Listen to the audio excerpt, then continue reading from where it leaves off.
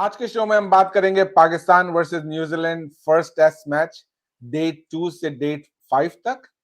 General पूरे test match के review होगा। डे 1 पे तो हमने अलग से एक शो किया था, और इसके अलावा पाकिस्तान के जो ओडीआई स्क्वाड के लिए प्रोबेबल प्लेयर्स अनाउंस किए हैं उन पे भी थोड़ी सी बात करते हैं। बात करने के लिए हमेशा की तरह मेरे साथ मौजूद है नादिर विरानी। अस्सलाम वालेकुम नादिर। वालेकुम अस्सलाम। नादिर, डे 1 पे तो हमने काफी डिटेल एक शो कर लिया था। जी बिल्कुल। स्टार्ट करते हैं डे 2 से, जहां हम हमारी एक्सपेक्टेशन ये थी कि बाबर आजम शायद डबल सेंचुरी कर लें कराची में अपनी, लेकिन अनफॉर्चुनेटली पहली डे के पहली ओवर में रखा है, तीसरी बॉल पे बेचारा हाँ, हो गया। थर्ड बॉल में और सेम डिलीवरी जो साउदी ने फर्स्ट 2 बॉल्स के same third ball and in outside edge करके गॉट बिहाइंड।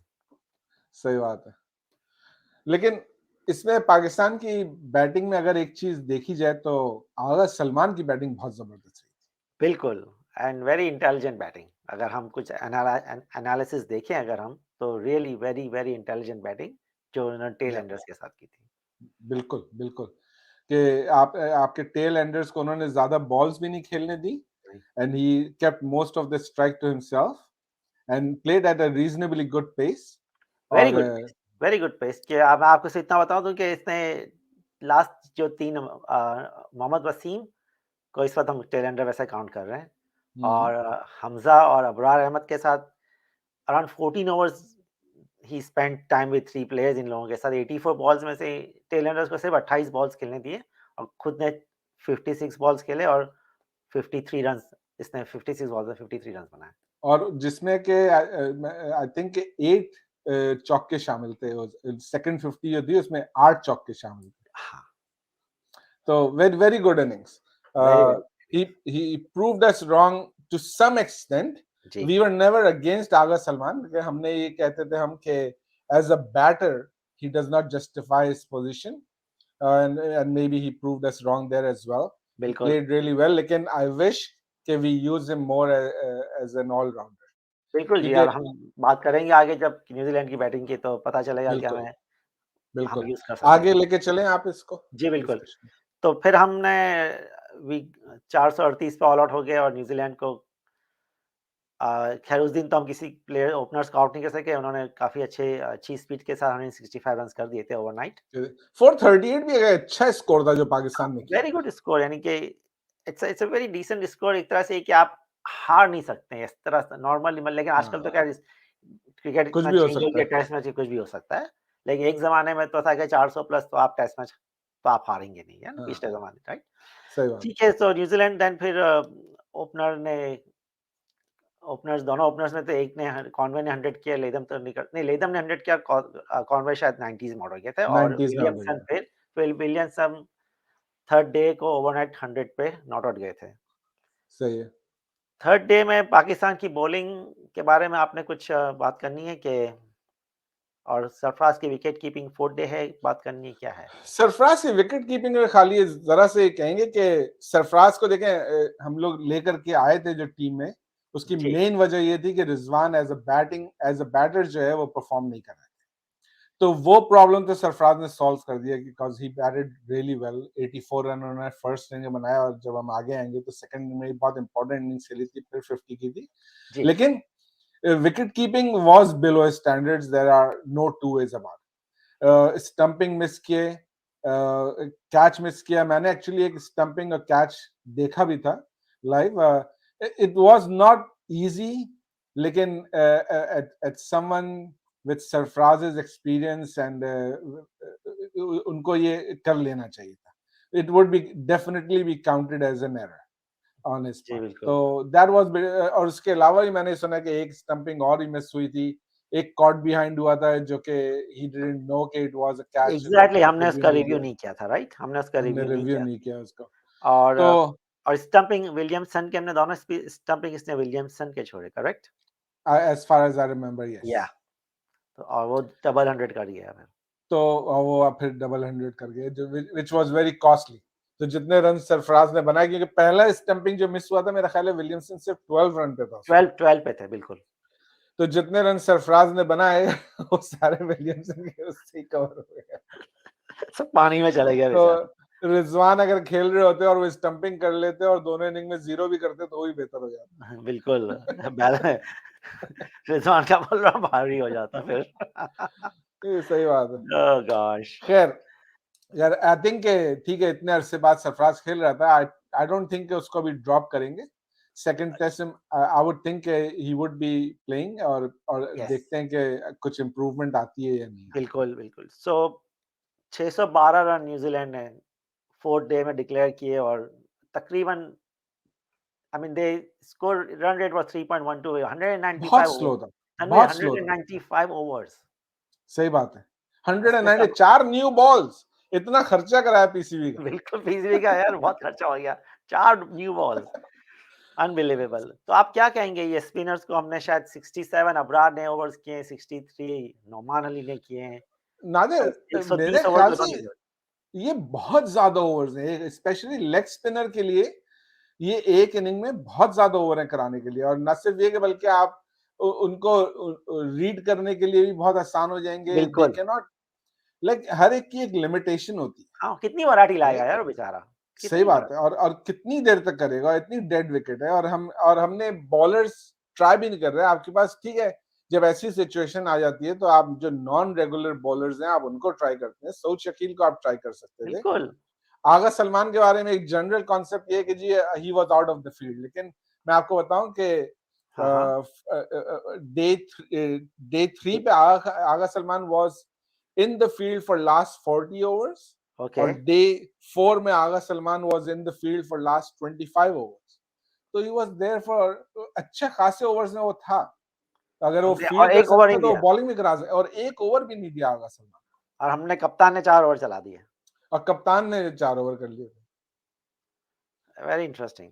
तो ये मेरी समझ में नहीं आया। आई थिंक दोनों, खाली अबरार ही नहीं, नोमान अली से भी नो हमने नोमान ने भी 63 या कुछ 63 ओवर्स कराए, तो 63 ओवर्स जो मैन। ज्यादती है उनके साथ। बिल्कुल। And then there is only couple of days rest, right? 2 दिन का rest and then we have another test coming up, right? And then we have another test coming. तो ये कैसे रिकूप करेंगे ये बॉलर्स? अगर इनको इसी इन्हीं विकेट्स पे और इसी तरह से दोबारा बॉलिंग करनी पड़ेगी तो बहुत मुश्किल हो जाएगा हमारे लिए। विकेट असिस्ट तो कर रहा था, मैं इतना इतना ज़्यादा नहीं कर रहा था, लेकिन बॉल शायद टर्न तो बॉल हो रहा था और कीपिंग लो बॉल लो भी हो रहा था, लेकिन फॉर सम रीजन न्यूजीलैंड जब बॉलिंग कर रहा यार था क्यों तो वो क्यों ज्यादा उनके बॉल्स खतरनाक लग रहे कैसे थे। कैसे उनके इतने स्पिन हो रहे थे और हमारे बॉलर्स के इतने नहीं हो रहे थे? क्या रीज़न है? इसकी थोड़े हद तक मैं बोल सकता हूँ, ज्यादा तो नहीं कह सकता हूँ, कि क्योंकि हमारे उन लोग जो है रफ को ज्यादा बेहतर यूज कर रहे थे हमारे मुकाबले में। खैर दैट नोमान तो इज ठीक है। हाँ, नहीं आई आई टोटली कंकर तनवीर आपने जो कहा बिल्कुल सही कहा है और ये कि नोमान वैसे भी इतने इतना इतने ज़्यादा ही इज़ नॉट अ बिग हाँ, turner of the ball right? इतने स्पिन तो हमारे दोनों में से कोई भी बहुत बिग टर्नर नहीं है। नहीं है। तो ये तो एक हमें था, क्या और फिर साजिद खान को खिलाना चाहिए था ये test match?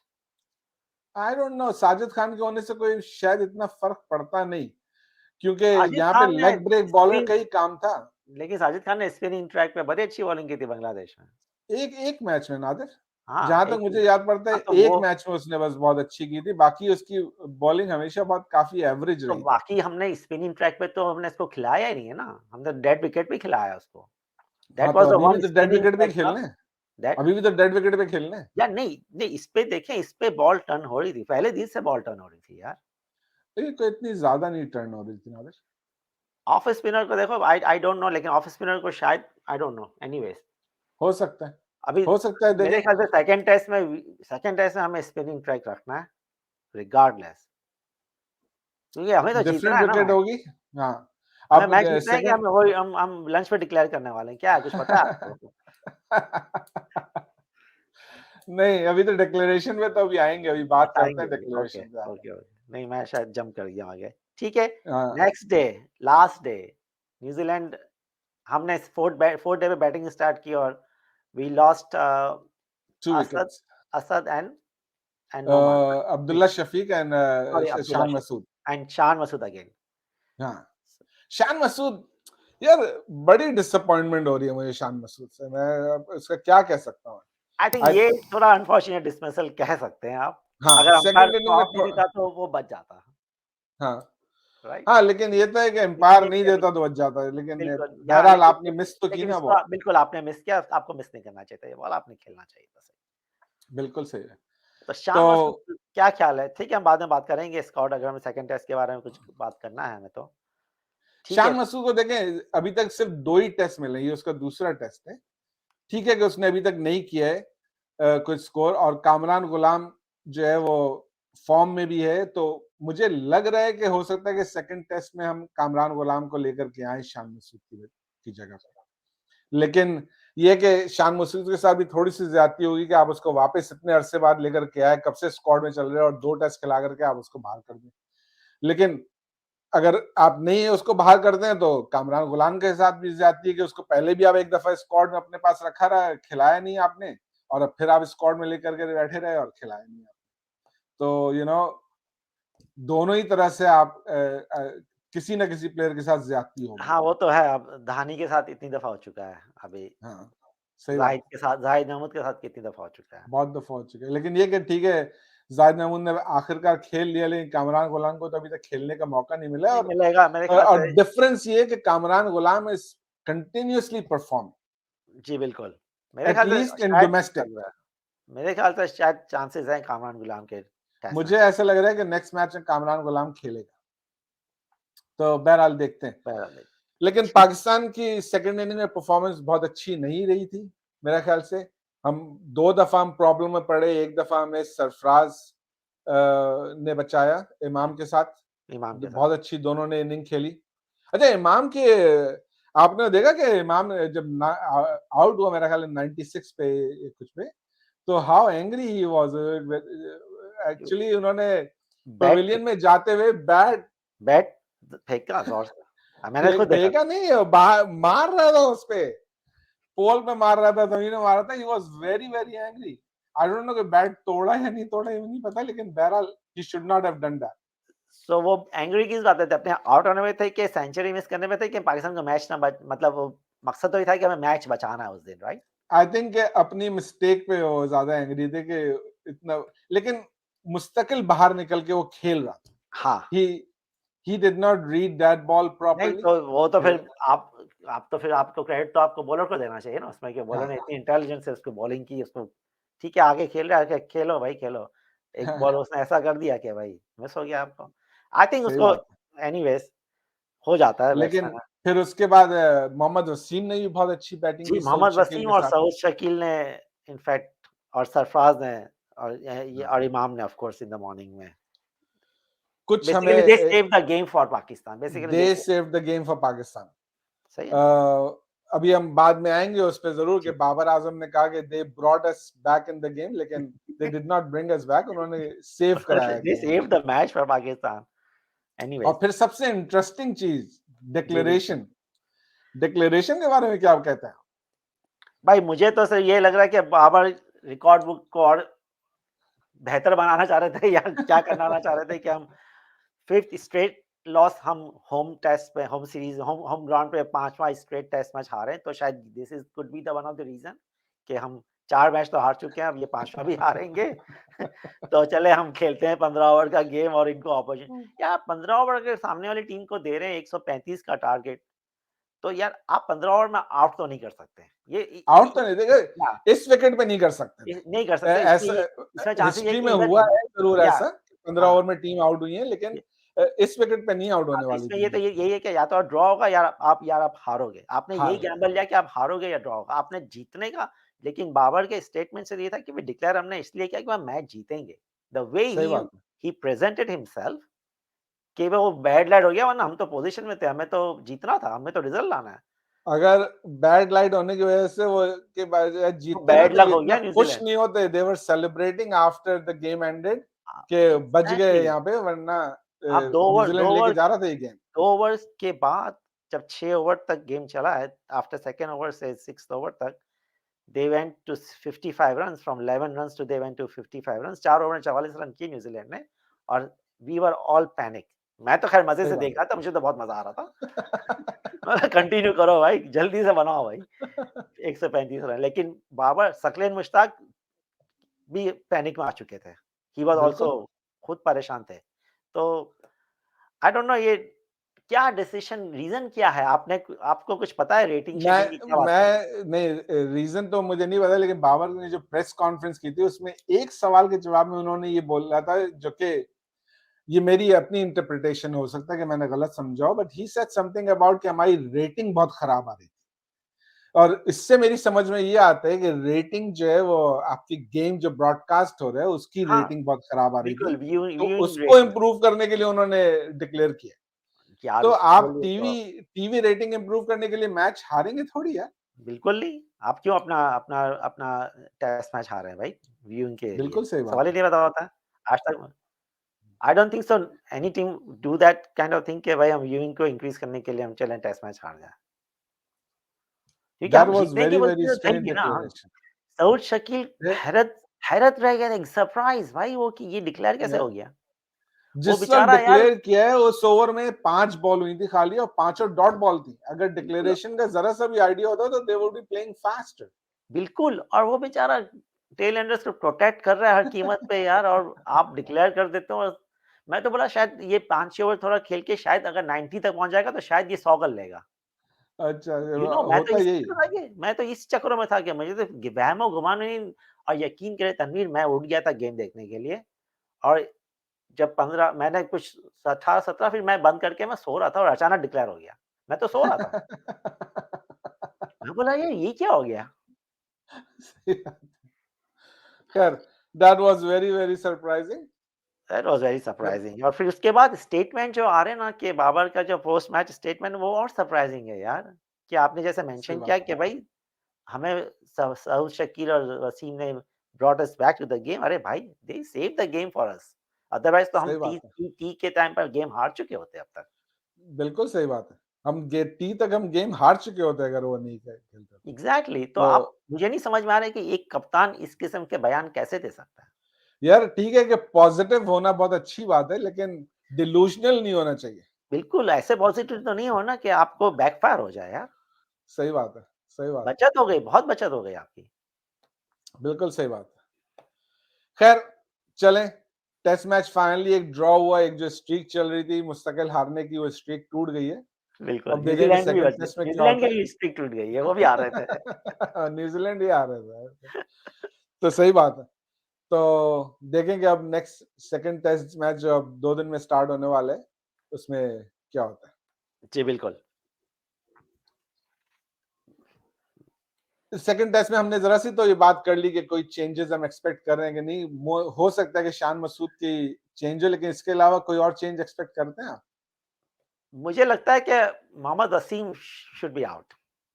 Okay, maybe, maybe I उसकी थिंक जगह हमज़ा शाहनवाज धानी या किसी को और लेके I think try. Mir Mir Ramzan अच्छी गेंदें की हैं, अच्छी बॉलिंग की है। अनफॉर्चुनेटली विकेट नहीं ले सका इतने जितने उसको मिलने चाहिए, लेकिन he bowled much better than Wasim. Okay, उसने काफ़ी बॉल बीट कराई है बैट्समैन जी, की। बिल्कुल, उसके तो मेरे ख्याल से he bowled I think he should given another opportunity और अगर स्पिनिंग ट्रैक है तो आप फिर 3 स्पिनर खिलाएँ आप 1 फास्ट बॉलर के साथ। ठीक है, देखेंगे क्या कुछ चेंज करते हैं कि नहीं, उस पे हम अलग से बात करेंगे शो में।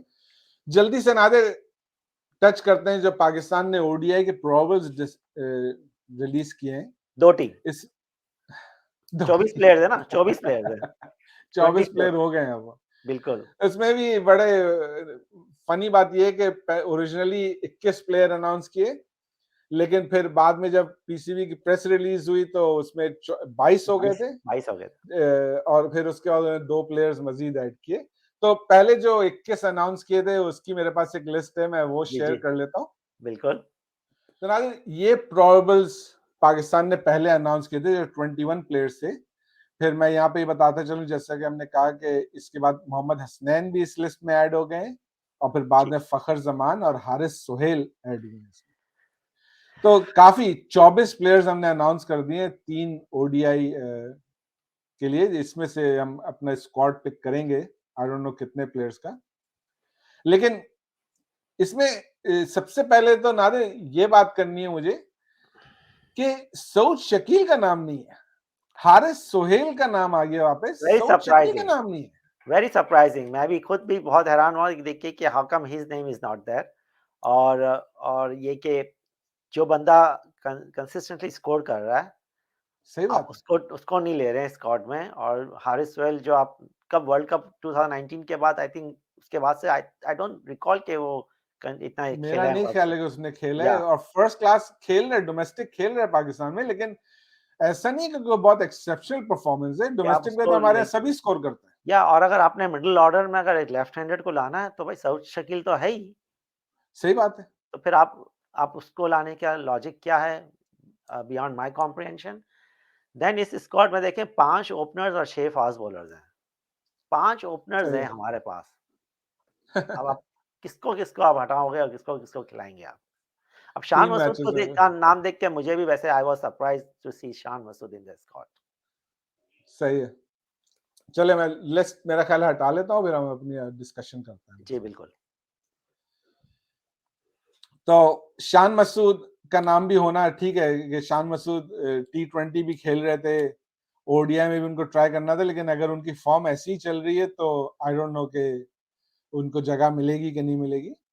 लेकिन फखर तो मेरा ख्याल से खेलते हैं ओडीआई, फखर नहीं ड्रॉप होता ओडीआई से। हाँ, क्योंकि मेरे ख़्याल से तो अभी आपने शर्जील को भी आप लेके आए हैं, तो अब शर्जील है, इमाम है और फ़खर है, राइट? इन 3 में से हम्म। अब, क्योंकि Babar is gonna bat number 3, hmm. ठीक है ना? तो आपने फिर क्या आपने फ़खर को आपने नीचे खिलाओगे क्या? फ़खर तो ओपन करेगा।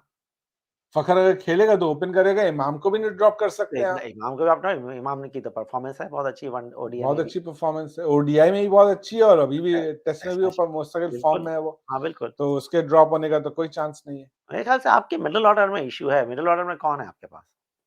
मिडिल ऑर्डर में रिजवान है हमारे पास, कामरान गुलाम भी खेल सकता है। रिज़वान तो स्कोर ही अ, नहीं कर रहा है ना अभी। रिज़वान को अभी ओडीआई में भी मुझे बहुत मुश्किल है यार ये बंदा स्कोर करे। नहीं नहीं, रिजवान करेगा स्कोर।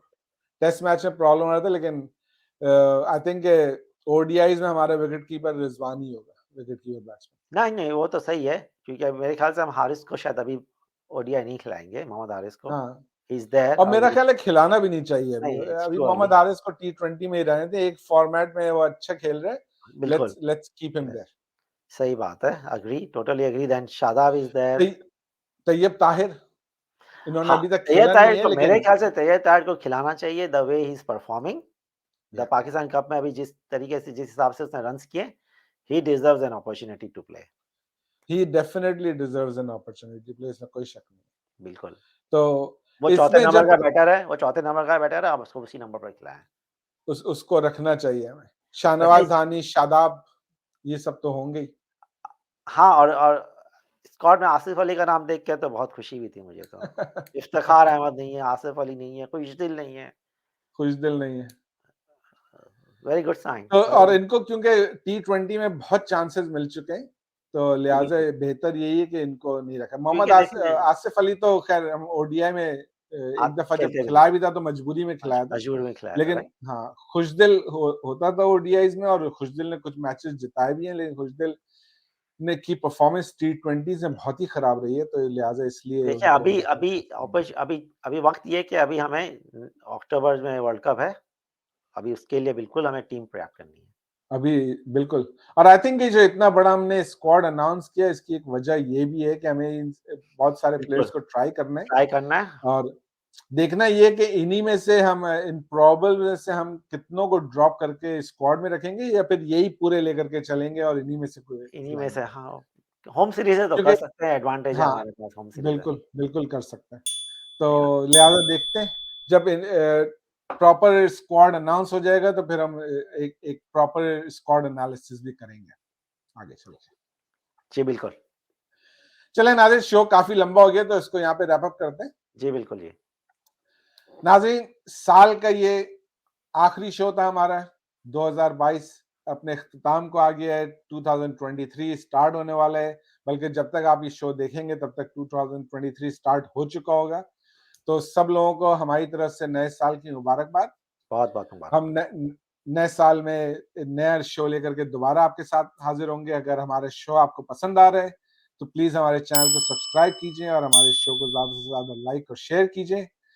अगले शो के साथ दोबारा हाजिर होते हैं। अपना ख्याल रखिएगा। हमारी तरफ से अल्लाह हाफ़िज़।